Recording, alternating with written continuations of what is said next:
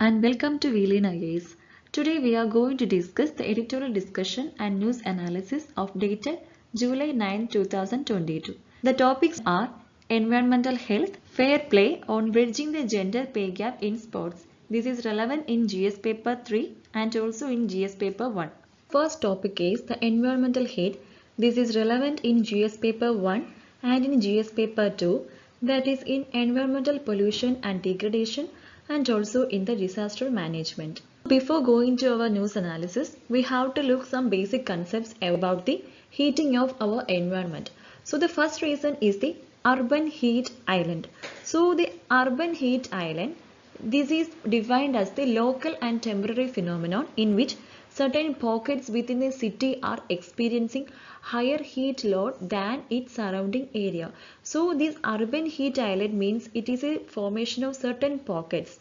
This is a phenomenon which is a temporary or it is a local, and also this is occurring within a city where it experiencing the higher heat load than its surrounding area. It is mainly due to the buildings and houses of cities which is made up of the concrete. In urban areas, we know that the constructions which is made up of the concrete items, so this will lead to the increase in temperature. How it will increase the temperature?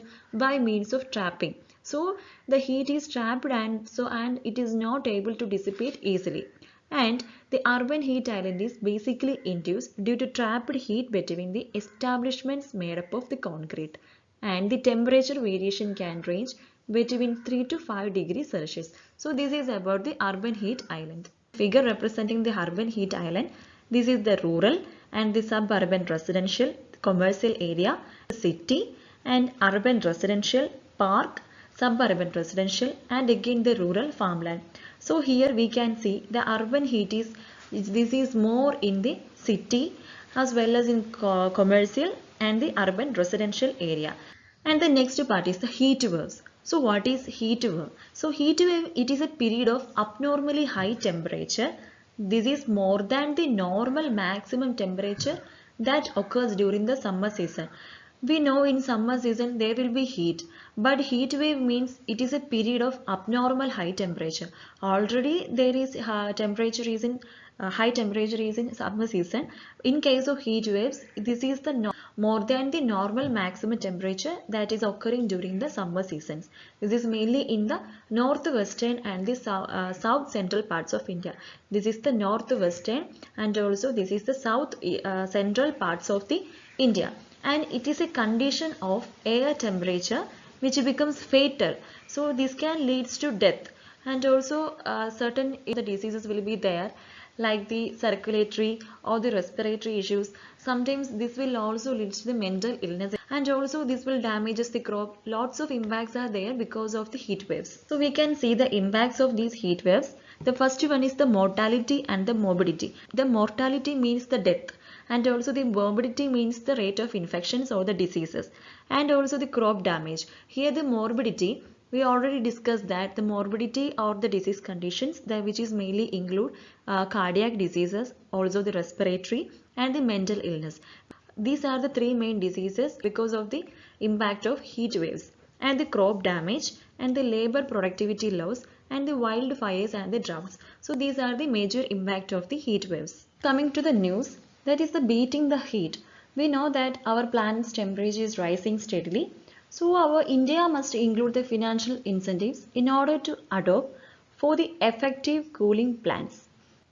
And the steady rise in the planet's temperature as a consequence of humanity's unfettered use of fossil fuel forms, the backdrop to altered weather patterns everywhere. So India too has been registering instances.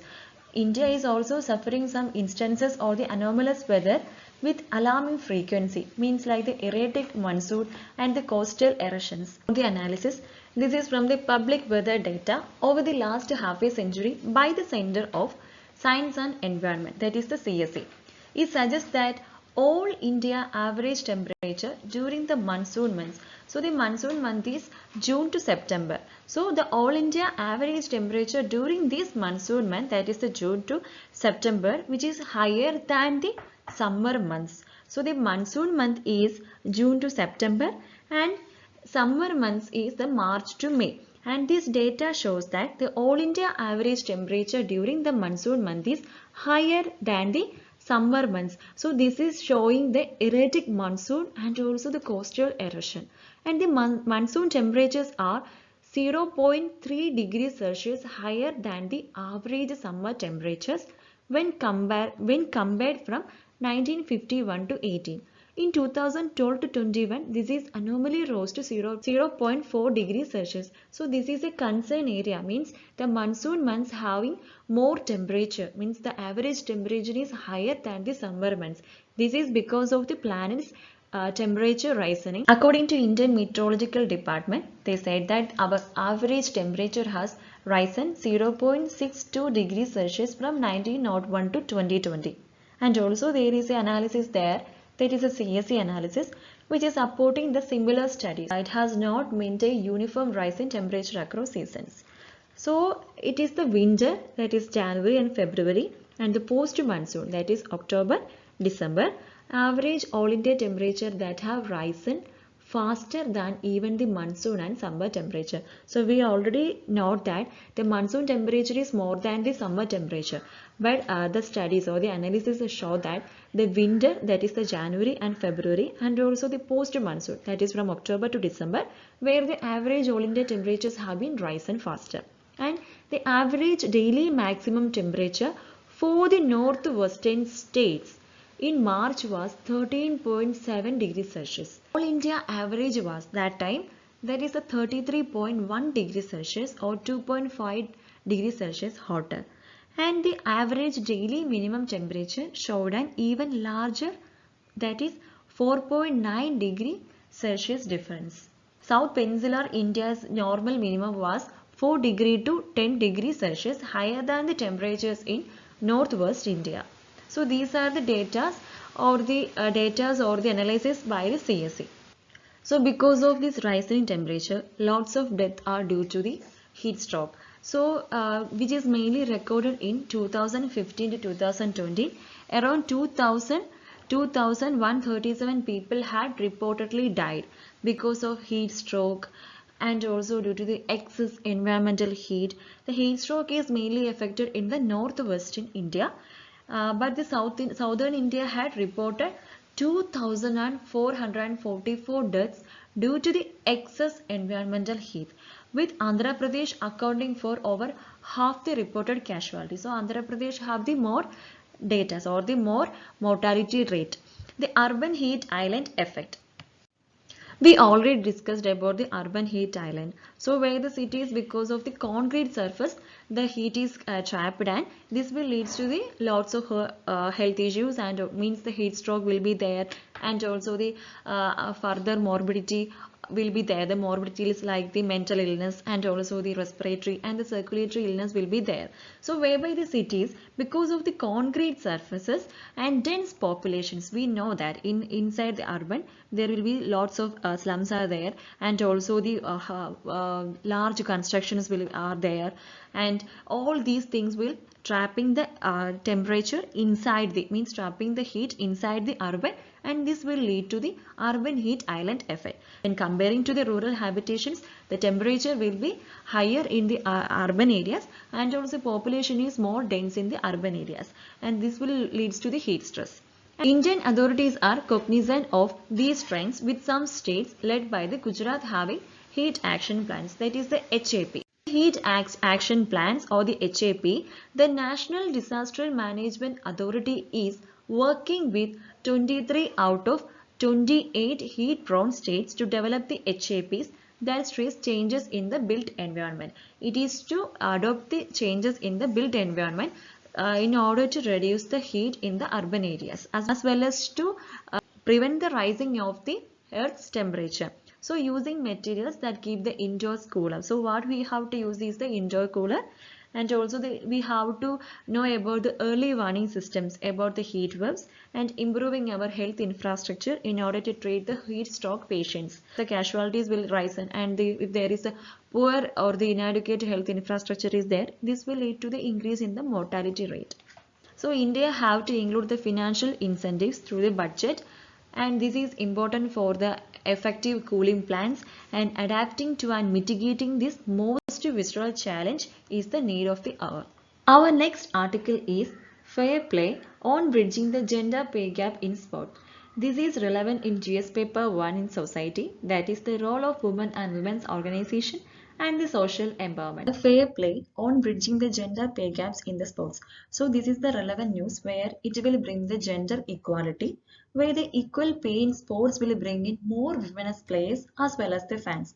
So this is implemented in New Zealand cricket, where the striking a deal to remunerate its women cricketers the same as their male counterparts. This is after the initiative which underwent in United States, where the women's secured the equal compensations, and also this is a landmark change in the sports.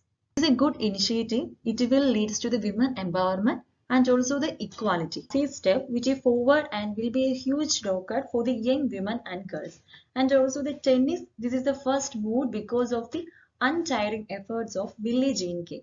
There are certain barriers which is against the equal payment. This is mainly comes from the tennis as well as the cricket. In tennis, the sporting argument that the men plays the best and than the females. And also in cricket, it also said that any move to narrow the monetary gap between the men and women, especially in India, it is directed over by the citing lower market ratings for the ladies game. So these are the main barriers which underwent for the equal pay. They cited that market is very lower in case of the ladies game. This lead to the unequal opportunities and curtail the playing time and lack of investment there. The inequality in the sports. This is mainly because of the historical aspect. We know that in ancient time also the men's were outside and they underwent lots of organic exercises.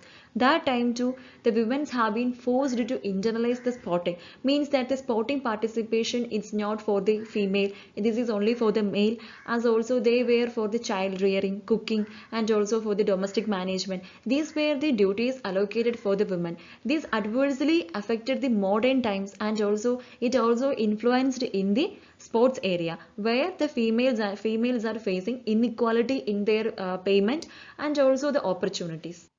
So we want to eliminate such barriers and we have to improve the access of sports to the females.